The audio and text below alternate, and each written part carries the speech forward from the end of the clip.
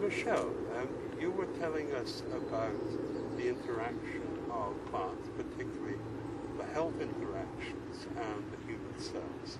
Can you speak more to that? Oh, yes.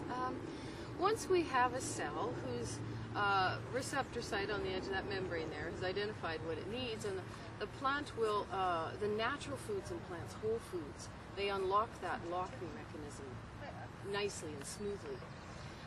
The problem we end up with, if our diet strays from these natural substances that the body knows so well, that wonderful unlocking mechanism actually doesn't match the lock on the cell to open it properly.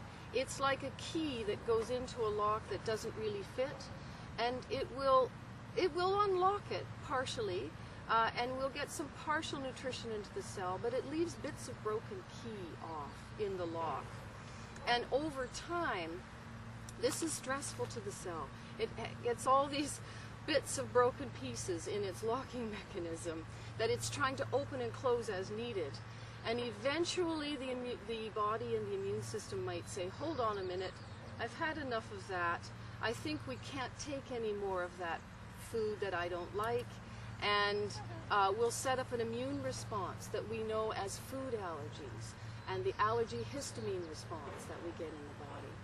So one of the things you can do is take your herbs regularly. Herbs clean out those locks.